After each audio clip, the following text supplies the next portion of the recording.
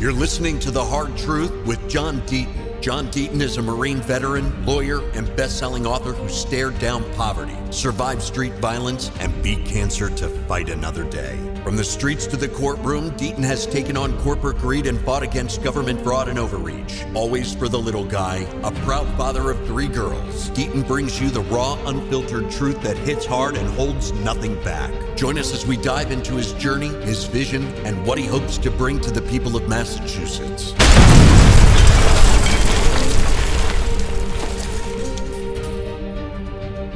Don't even think of touching that dial or changing the channel because it's Sunday at 7 p.m. on iHeart WRKO AM 680, and you're locked into The Hard Truth with John Deaton.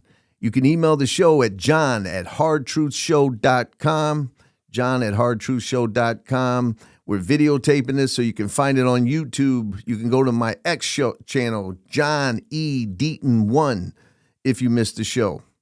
Good evening, everyone. I'm John Deaton. I'm a retired Marine officer, a 1995 graduate of New England School of Law in Boston, a former federal prosecutor and author of Food Stamp Warrior, a memoir about overcoming extreme poverty, incredible levels of violence, addiction, cancer, and ultimately overcoming life's biggest obstacle, ourselves, to never give up and never quit fighting for the life that you deserve.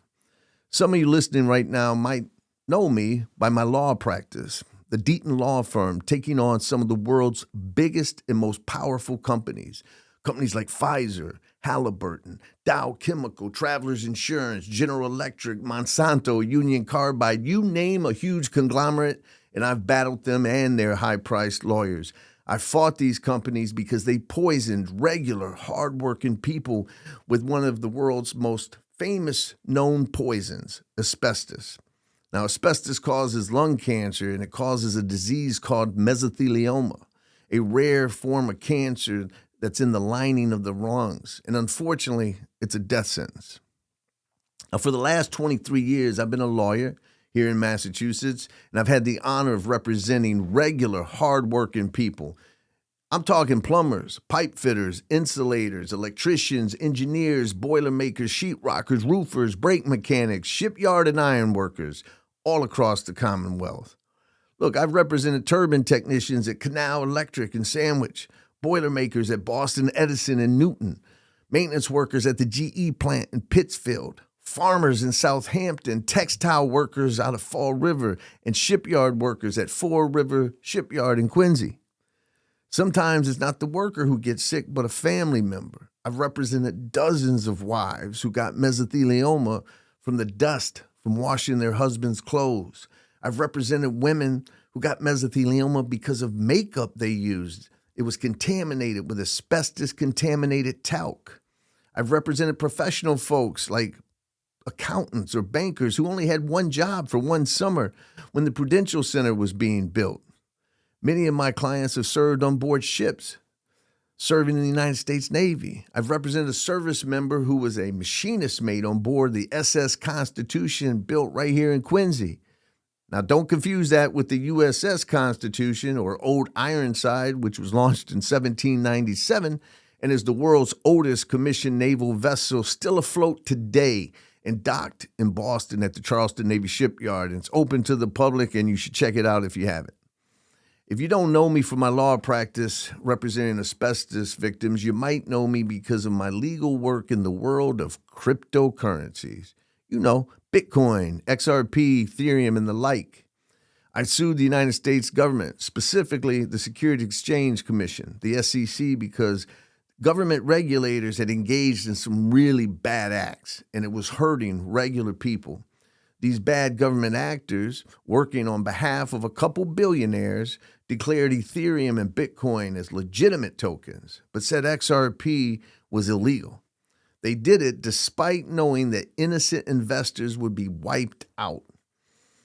These insiders made billions, and XRP holders were hurt really bad. Some people actually lost their life savings. Now, look, I couldn't sit back and do nothing, so I sued the government. And some phenomena happened. 75,000 XRP holders joined me in suing the government, including 627 that live in Massachusetts. We fought the government, and we won, and man, am I proud of it. I did that case pro bono, and it helped shape crypto regulation in America. Because of that work, I made a name for myself in crypto, and I even founded a site called cryptolaw.us. So if you're big into Bitcoin, Ethereum, XRP, or crypto, you might recognize who I am. Now, lastly, some of you may recognize my name because you may have voted for me. You might be one of the 1.3 million voters who voted for me, or maybe you didn't. But regardless, I was the 2024 Republican nominee for U.S. Senate going up against no other than Elizabeth Warren in last November.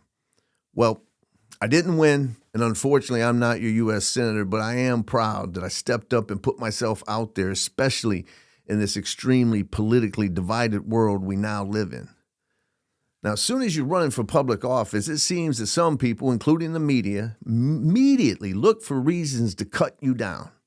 Against me, it really didn't work because there's nothing to find that I haven't already admitted to in my book, Food Stamp Warrior. In my book, I literally discuss every bad decision or bad thing I've done in my life. My book is as real and as raw as you will ever find on a bookstore or online, and I am very proud of it. Now, look, the explosion and growth of social media today has made things even worse. People hide behind memes and avatars and made-up names, and they say mean stuff or cruel things or lies that they would never say or have the courage to say when they're face-to-face with you. Before social media, it was word of mouth, but it had very limited reach. But today, somebody makes something up about you or takes something out of context. They hit a button on their phone or on their laptop, and all of a sudden, hundreds of people know.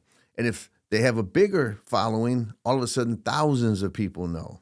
And what's even worse today is your adversaries, they will pay someone who's an influencer on X or on Facebook or TikTok or whatever. You pay them, and they say something bad or wrong or something out of context. And before you know it, something has 1 million views, and it's completely not true. I'll give you an example.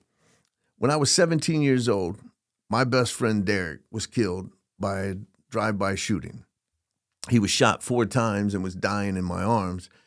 And the gangbangers that shot him were backing up to finish the job, and they were going to kill me because I was literally holding him kneeling on the ground.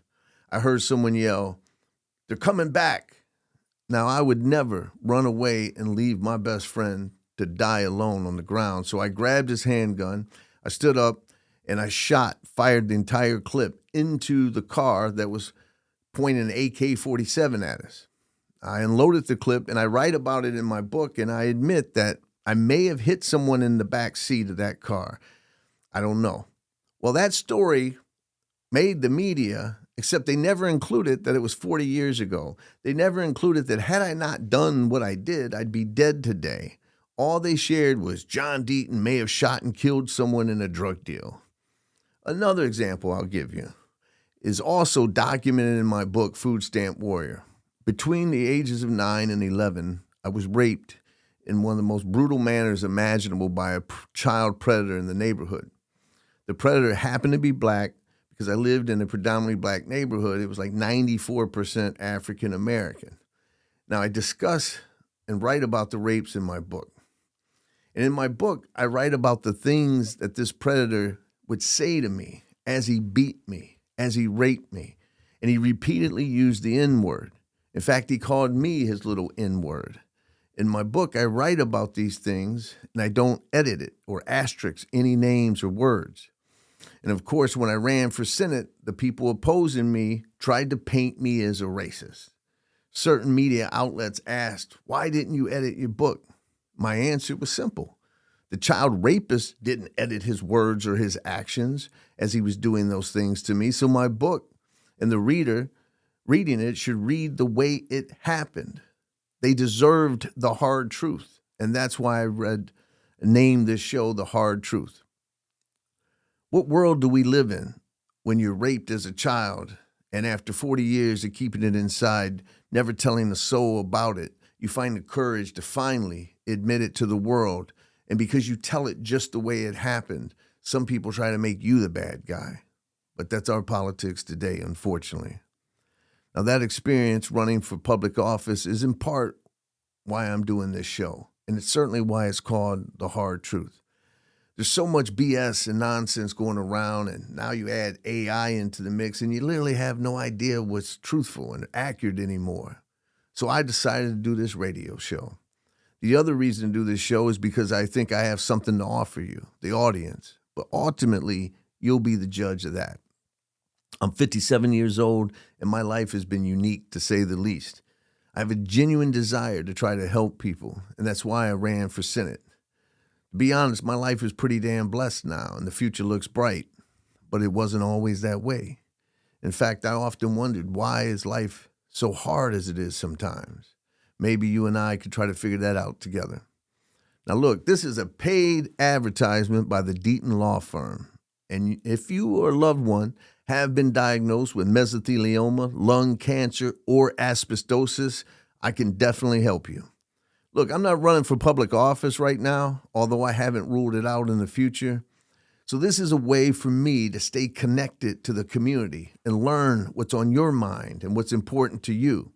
As this show moves forward, I plan to know you and highlight regular people in the community. I don't believe I'm the only one that has something to say, so I want to hear from you. In fact, I'll read your comments, both good and bad, on the air. I'll even bring you on air to dispute or challenge what I say, because even if we disagree with each other, we must start listening to each other. So write this down. You can email the show at john@hardtruthshow.com. That's john@hardtruthshow.com. You can follow me on X at John E. Deaton. You can watch this show on YouTube or on my X channel. I'm hoping you'll think it's worth listening to and giving me 1 hour of your week. After the break, I'll give you a synopsis of my life experience, so you know exactly who you're listening to and why I think the way I think. I promise you this, it won't be boring. Welcome back to The Hard Truth. I'm John Deaton, and you can connect at the show at john@hardtruthshow.com. That's john@hardtruthshow.com. You can also follow me on X at John E. Deaton 1. Look, one thing I've learned in life is that each one of us is a sum of our life experiences. It makes us who we are, how we react to things, how we view the world, and we carry all these experiences around with us, and sometimes those experiences force us to carry burdens around. What you're about to learn is that my life experiences are pretty extreme. I wasn't born in Massachusetts. I was born in Detroit, Michigan, a place called Highland Park, which is basically a subsection of Detroit, and unfortunately, it's one of the poorest and most dangerous places in the Detroit area, hell, in all of America, to be honest with you, because for the last 50 years, Highland Park, Detroit has been consistently ranked as one of America's worst and most dangerous neighborhoods. Put it this way, not too far from my childhood home is a sign that reads, quote, "Enter at your own risk. Police do not patrol the area," end quote. I was born in that area, Highland Park, in 1967, a single mother on welfare and food stamps, and I was the fourth child. My dad, a degenerate gambler who abandoned us in that hellhole. When I was 6 years old, my mom was robbed and stabbed in front of me. I remember watching blood squirt out of her back, and I was begging her at 6 not to die. If my mom had died, my life would have been over. I'd have ended up in foster cares, and who knows what had happened to me. What made things even worse, more horrifying, is that the man who stabbed my mom was also a neighborhood predator who repeatedly raped and beat me between the ages of 9 and 11. Now, in my book, Food Stamp Warrior, I discuss how horrific it was, and I don't hold back on the details. I won't discuss those details on the air, but imagine the worst things possible that could happen to a child, and you'll get the picture. Now, the predator was able to keep me silent because he said that if my mom or anyone else found out what was happening and what he was doing to me, he would kill my mother. He then drove by my house a couple times, pointing at my mother sitting on the porch as a way of reminding me of the consequences if I told anything or anyone what he was doing to me. Now, after watching my mom get stabbed and almost die just a few years earlier, you can see why I remained silent. And I kept that dark secret inside me for 40 years, not telling a soul until I wrote my book. I tried my best to pretend that it never happened, and for 4 decades, I was able to do that until I could pretend no more. What I learned firsthand is that unexamined trauma will manifest itself one way or the other, and it'll sneak up on you when you least expect it. Even at a time when you're successful and you think you've conquered all the demons that you need to conquer, it'll sneak up and catch you when you least expect it. I learned it's okay to acknowledge and admit that I was hurt, admit that I got damaged, admit that I got scarred. You also finally accept and realize that it's not your fault, that you didn't do anything wrong. When kids go through sexual abuse, like I did, you start believing something is wrong or bad about you, or this wouldn't have happened. So if anyone who's listening out there went through something similar, it's okay to acknowledge it, to be hurt, to be scarred, to be damaged. It's what makes us human. You don't have to run from it. You don't have to pretend it didn't happen. Don't keep it inside like I did, eating at you. Look at me. I didn't tell a soul for 40 years. And now I'm here talking about it on the radio, and I've written about it in my book, and I've never been more at peace about it in my entire life. Now, what you'll learn about me is that my life is the living, breathing embodiment of the American dream. For the first 3 or 4 months of high school, I was a high school dropout, just like all the siblings before me. I was the only white student in my neighborhood, and on the very first day of high school at Highland Park High, I had a .38 shoved in my mouth and the hammer cocked. That night, I went across the street and I got a gun from my neighbor. And I was headed back to school the next day. But on the way to school, I sat at a bench and I thought, I'm probably going to use this gun and I'm either going to end up dead or I'm going to end up in prison. So I didn't go back and I dropped out. So I'm 14 years old and it's 1981. And you got to remember, there was no Google back then to search nearby schools. And I couldn't find a high school to go to, and time was running out. I had already missed the first 3 months of high school, and I had one last minute. And at that last minute, I would find my chance. What happened next proves that one single act of kindness and generosity can change the trajectory of a person's life. The person who changed my life was Terry Urquhart, a principal at a tiny Catholic high school in the suburbs of Detroit. I sat in his office waiting for him for 4 hours. And I told him I needed to go to high school. And I asked him, how much is the tuition here at St. Mary's in Royal Oak, Michigan? Principal Urquhart looked at me and said, it's $1,400 per year. Now, this is 1981, and $1,400 might as well have been $14,000 to me. I asked the principal if I could make payments, and I would find some way to pay for it if he would just give me a chance. And at that moment, that man could have said, sorry, kid, there's nothing I can do for you. But he didn't. He gave me a shot, but he also made me earn it. He said he would cut the tuition in half. It'd be $700 a year if I maintained a 3.5 and played 2 sports and I was active in the church activities. So at 14 years old, I got a job washing dishes and eventually waiting tables, and I began 18-hour days commuting out of the hood to attend high school and work in the suburbs. That one incredible act of kindness and generosity by a high school principal saved my life, and I will never forget the name of Terry Urquhart. My story proves one act of kindness can change a person's life. I graduated high school and went on to college at Eastern Michigan University. And after college, I came here to Boston to go to law school.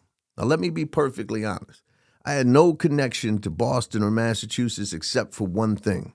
I was the biggest Larry Bird fan on the planet. I lived and breathed the Boston Celtics.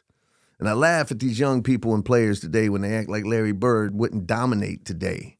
I'd take Larry Bird over LeBron James every day and twice on Sundays. 1984, 85, and 86, the 3 years in a row that Bird won league MVP, I can tell you no player in history has been more dominant in a 3-year period than Larry Legend. And the 1986 Celtics were one of the greatest teams ever assembled. But I digress. My first year of law school in Boston, I needed cheap rent because money was very tight, as you can imagine. So I lived in Roxbury. Now, people tried to tell me that Roxbury was dangerous, but coming from the place I came from, it was pretty damn nice. I still remember playing hoop at Washington Park. Today it's called Malcolm X Park, but when I lived there, it was Washington Park. Now, my second year of law school, I lived in East Boston, a couple blocks from Santarpio's Pizza, which I'll admit is pretty good pizza. My last year of New England School of Law, I lived in Malden off the Orange Line. Now, in law school, I realized I was on my way to achieving the American dream, and I wanted somehow to honor it. So I signed up to serve in the Marine Corps between my second and third year of law school. But even that didn't come easy, because in 1992, a blockbuster movie came out called A Few Good Men with Jack Nicholson and Tom Cruise. And all of a sudden, everybody wanted to be a military JAG lawyer. Massachusetts was competitive as heck, considering we have so many good law schools: Harvard, BC, BU, Suffolk, New England School of Law, UMass Law, and more. In 1994, the Marine Corps had only one slot for all of Massachusetts, and boy, am I proud to say that although I couldn't get into Harvard, and God knows I couldn't afford Harvard, I beat out students at Harvard, BC, BU, Suffolk, and the Marine Corps selected me to represent the entire Commonwealth for the 1994 Judge Advocate Law contract, and it is one of the best honors of my life. Now, I spent 7 years on active duty. I was first stationed at the border in Yuma, Arizona, fighting drug cartels from smuggling drugs and people across the border. While in Yuma, I was a special assistant United States attorney for the District of Arizona, and I got to be both a criminal defense lawyer and a prosecutor.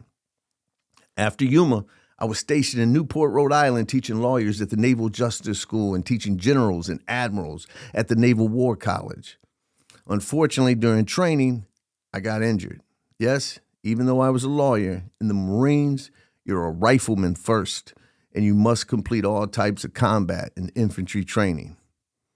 After a couple spinal surgeries, my days of hiking 15 miles with an 80-pound backpack were over, and I was medically retired. After the Marines, I've been a lawyer in Massachusetts, Rhode Island, Connecticut, and other jurisdictions, fighting for working families against the biggest companies in the world, for people exposed to asbestos who get lung cancer or the disease mesothelioma. I'm a proud father of 3 daughters: Olivia, 25, who graduated USC and lives in California; Jordan, who's 23, graduated UMass Amherst, lives in London and working on her master's degree in neuroscience; and Layla, my 6-year-old, who goes to kindergarten in Bolton, where I live with Christiana and Layla and my 2 stepkids, Jackson and Mackenzie, Nella, my dog, Penelope and Cornelius, my pigs, and my 11 chickens. And once I have a barn built, I'm going to get a couple goats. So now you know who I am and some of my life experiences. I've overcome poverty, cancer, and extreme violence, been through divorce, and even battled addiction, pain pills, after the multiple back surgeries. As this show moves forward, I plan to get to know you and highlight regular people in the community. I don't believe I'm the only one who has something to say. I want to hear from you. In fact, I will read your comments, both good and bad, on the air, even if we disagree with each other. So write this down: John@hardtruthshow.com. John@hardtruthshow.com. The radio show won't be like others, and when we come back from the break, I'll go over what you can expect. Don't you dare change that channel. Welcome back to The Hard Truth. I'm John Deaton. You can email me at the show at john@hardtruthshow.com. I mentioned earlier that I made a name for myself in the world of crypto. I sued the United States government on behalf of 75,000 token holders. XRP was the token in question, and 627 Bay Staters joined me in that lawsuit. We battled the government, and we won. Now, in doing so, let me tell you what I learned about our financial system. It's 100% corrupt. People get in these government positions, and then they sell out, or I should say they cash out, and they do things that benefit only a few people at the expense of many. I uncovered and exposed regulatory capture at the SEC. A couple billionaires told a few regulators which tokens to bless and which tokens to sue. And after the regulators did exactly what these billionaires told them to do, the billionaires hired those regulators to come work for them and make millions. We are simply living in the corruption era. We have a system in America where the chairman of the FDA can resign on Friday and on Monday be on the board of Pfizer.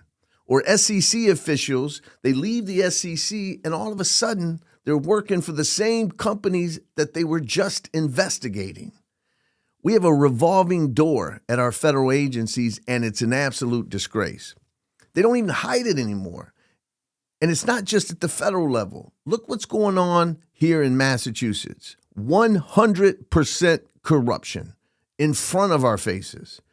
Governor Maura Healey literally signed a bill protecting her friend, the CEO of a company called Blue Hub, that preys on vulnerable homeowners in underserved communities like Roxbury and Mattapan. Maura Healey signed into a law a bill that prevents homeowners from being able to sue her friend's company. Talk about corruption. And this is after Maura Healey appointed her ex-lover to the Massachusetts Supreme Judicial Court.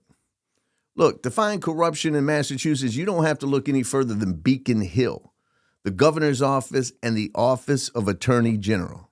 72% of voters in Massachusetts demanded an audit of the state legislature. Overwhelmingly, the people of Massachusetts made it law authorizing the state auditor to audit the taxpayer books. Do you know how hard it is in today's divided world to get 72% of the people to agree on anything? But they did when it comes to this audit. But our elected leaders in Beacon Hill won't allow the audit to move forward. They're fighting it tooth and nail. And this isn't a Republican or a Democrat issue. The state auditor, Diana DiZoglio, is a Democrat. The state legislature in Massachusetts is 88% Democrat. The governor and lieutenant governor, Democrats. The Senate president, Karen Spilka, Democrat. Speaker of the House, Ron Mariano, Democrat. Secretary of State, Democrat. Attorney General Andrea Campbell, Democrat. The two U.S. senators, Ed Markey and Elizabeth Warren, Democrats. Every congressional seat in Massachusetts at the federal level, Democrats. And what do these Democrats say about the audit? They lie and say the audit is a Republican initiative meant to harass the leadership. The state auditor is a Democrat. How corrupt do you have to be to fight an audit of taxpayer money?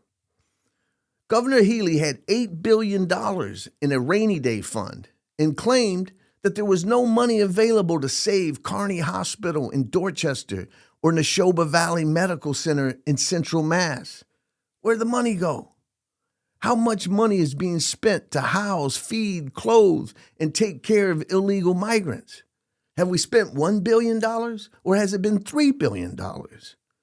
We've learned that hotels are getting $5,000 a month per room, just for the room. We've heard that migrants are getting $64 a day for food allowances and catered meals. When you add the hotel rooms and the catered meals alone, that's $78,000 per migrant. In the meantime, an electrician apprentice makes $55,000 a year trying to feed a family while working his butt off 50 hours a week. It's freaking insane. On what planet do these people think that we don't have a right to know how and where our hard-earned tax dollars are being spent? Yet we can't get an audit, and we have a governor and an attorney general complicit in the corruption. Attorney General Andrea Campbell has sued Donald Trump 11 times in 3 months, but she won't help force an audit and implement the will of the people in the state in which she lives and serves. It's crazy. It's corruption, plain and simple. Why are companies being paid millions of dollars in no-bid contracts? Who's getting the kickbacks? Because you know what's happening. These people should be absolutely ashamed of themselves. And you need to remember this come election day. Now, we started this segment talking about crypto, and man, has crypto become a political issue. Unfortunately, technology and innovation should never be a partisan issue. But a major reason it has is because of the senior senator from Massachusetts, Elizabeth Warren. Look, I've been in crypto since 2016 when I bought my first Bitcoin. I'm obviously a true believer in the technology, but I was shocked when Senator Warren announced that she was running for a third term and focusing her attention on building an anti-crypto army. With all the issues we face in Massachusetts and in America, why would crypto be such a big deal for her? Crypto isn't a top 5 or a top 10 kitchen able for Massachusetts voters. With illegal immigration bankrupting the state, with inflation pricing Americans out of the economy, affordable housing crisis, an opioid epidemic, foreign wars, Ukraine and Russia, Israel and Gaza, Hezbollah, Iran and the Houthis in the Red Sea, climate change versus sensible energy policy, a complete lack of confidence in our institutions, the rise of anti-Semitism on our college campuses, and the list goes on. With all those things going on, why would Elizabeth Warren be so freaking worried about crypto? I couldn't figure it out until she went on Meet the Press and said we needed to ban Bitcoin and implement a Federal Reserve-issued central bank digital currency, aka CBDC. George Orwell had to be spinning in his grave when she said that, because a Federal Reserve-issued CBDC is Big Brother coming to life. In fact, a Federal Reserve-issued consumer CBDC is the single greatest threat of freedom of my lifetime, and it's a hill I will die on. Approximately 52 million Americans own crypto, and some Bitcoin and crypto have become a central issue in today's world. On one hand, you have Elizabeth Warren and people like her wanting to ban it. On the other hand, President Trump, through an executive order, has created a strategic Bitcoin reserve for America. He's directed his Commerce and his Treasury Secretary to buy Bitcoin and acquire it in budget-neutral ways. There's a proposed bill in the United States Senate authorizing the United States government to buy 1 million Bitcoin in the next 5 years. Yet most people in the world, including the folks listening to this show, don't understand Bitcoin. I'll help you understand it. Before I explain Bitcoin, let me share with you why I was attracted to it and why today I have 80% of my net worth invested in it. Remember earlier when I said we're all of a sum of our life experiences, and it's those experiences that shape how we view the world and why we react the way we do to certain things? Well, that applies to me and Bitcoin. Bitcoin allows you to transfer value from one person to another directly without using a bank or an intermediary like a MoneyGram or a Western Union. Bitcoin was created in 2009 after the 2008 financial crisis and all the bank failures. Except with Bitcoin, there's no middleman, there's no bank. And when I read the Bitcoin white paper, I thought of my mom. My mom was on welfare and food stamps during the 1970s and the 1980s. And you got to remember, there's no direct deposit back then. There's no electronic EBT cards back then. The mailman brought the physical welfare check. But my mom couldn't keep a bank account because she couldn't keep a minimum balance. We needed every penny every month. And the banks would hit her with those predatory fees because she would go below that minimum balance. That's how poor people get treated in this country. They get charged more money that they don't have when they don't play by the rules. So my mom was forced to go to these check cashing stores that you see in the hood. These stores that have signs that say check cashing, lotto, Western Union, and liquor. Those stores would charge 15% to cash my mom's welfare check. I remember my mom begging the store owners to charge less because we needed the money to survive. At 7 or 8 years old, I remember my beautiful, sweet mother debasing herself, begging these store owners to take less because we needed the money to survive on.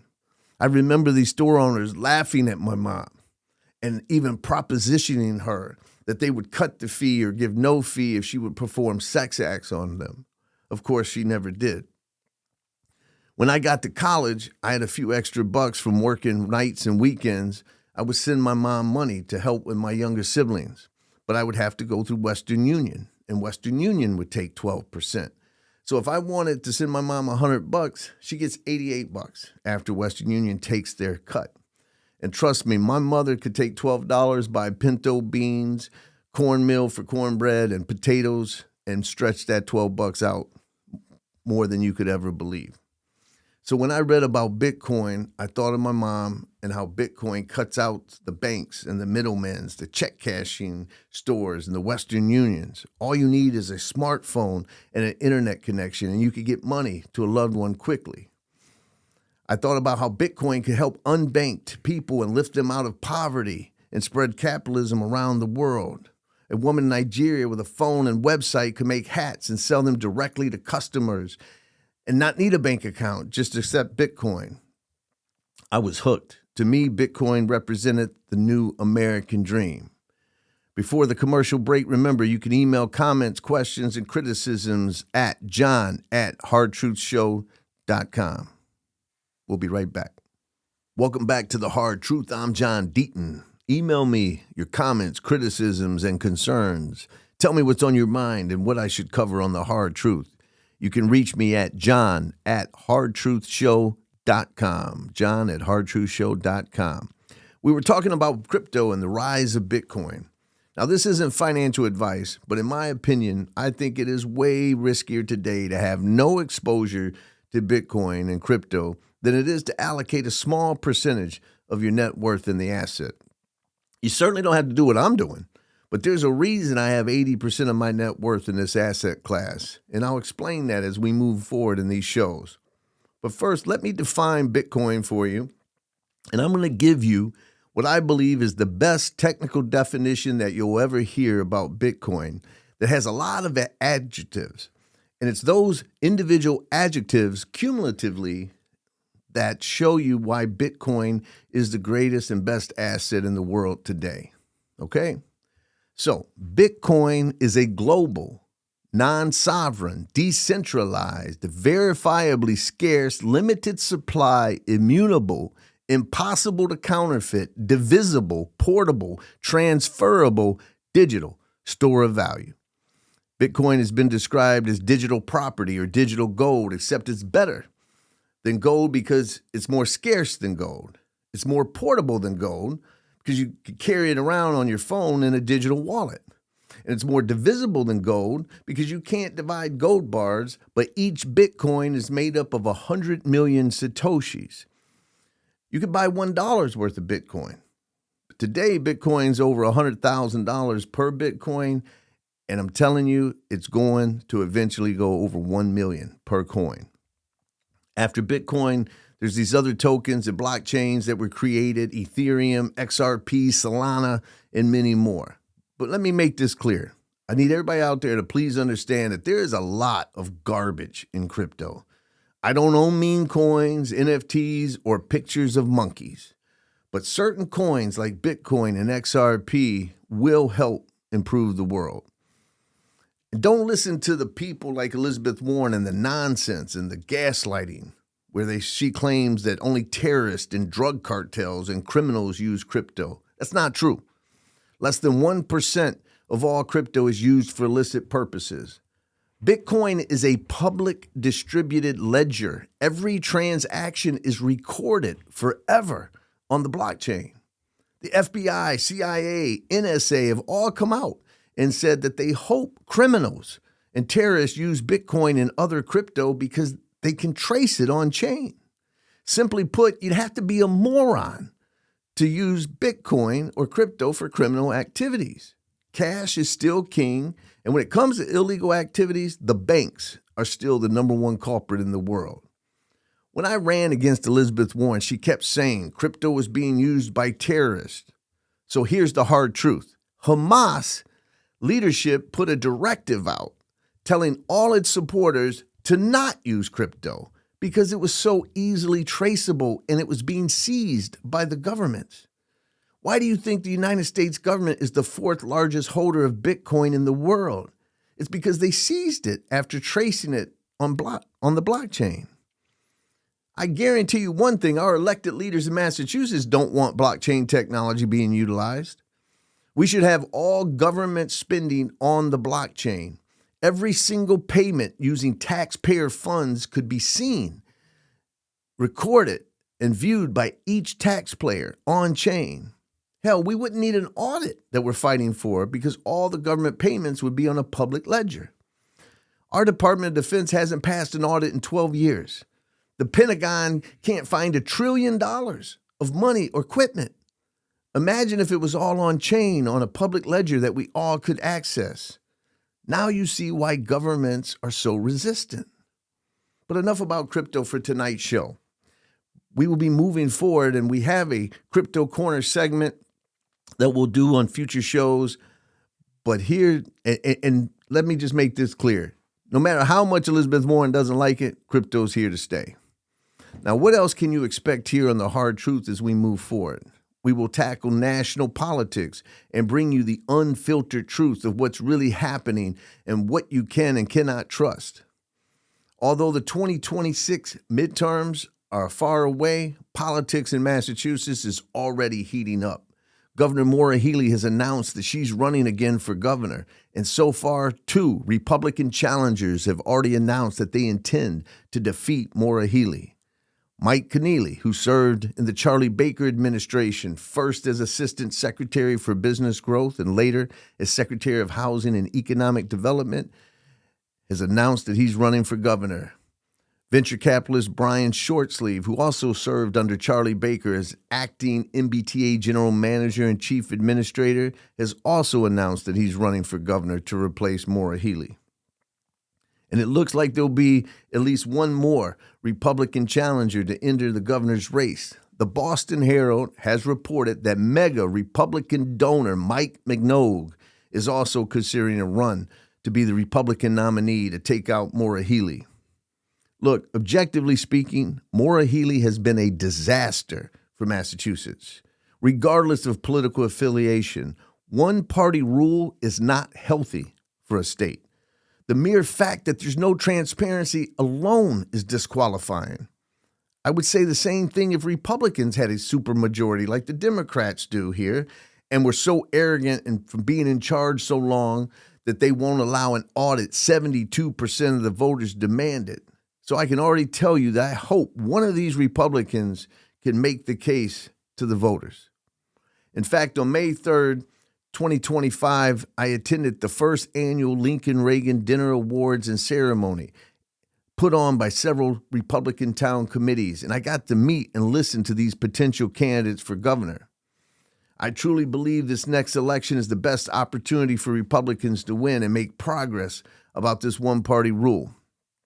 On this show, we will keep track of that Republican primary race and invite each candidate for governor to come on the show, answer some questions, and make their case. And whether they're a friend or not, I will ask the tough questions and we will get the hard truth. Before the 2026 midterms, there is a big race in Boston. Michelle Wu, the mayor, is running against Josh Kraft, and we will offer each one of them on the show to make their case.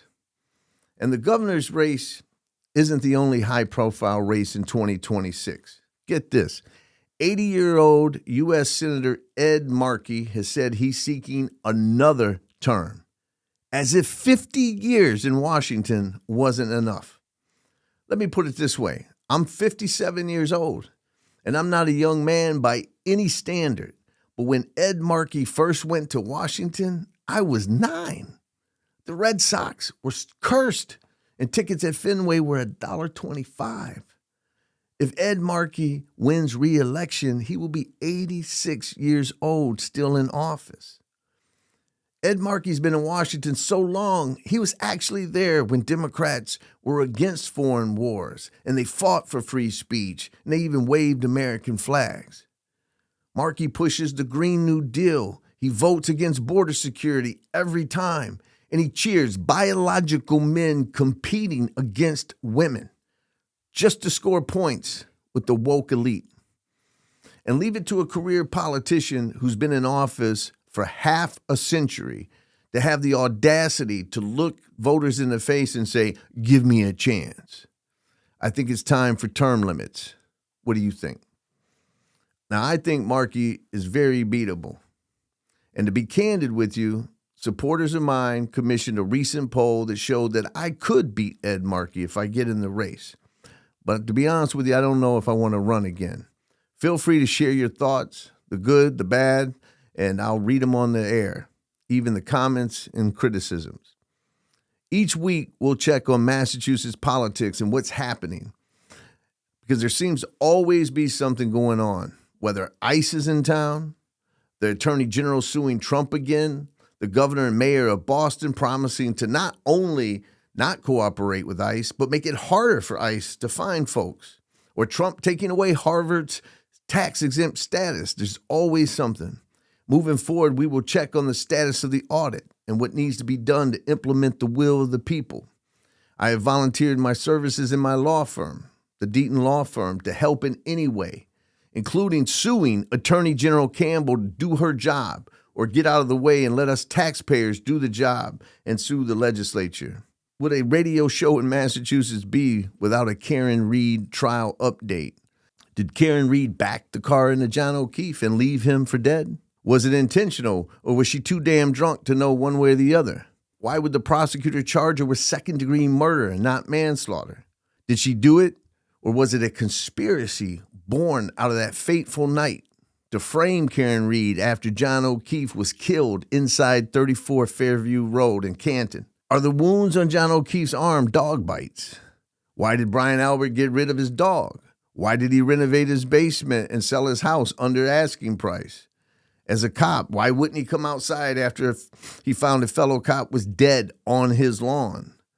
How did all those shattered pieces of tailgate get missed for 3 weeks?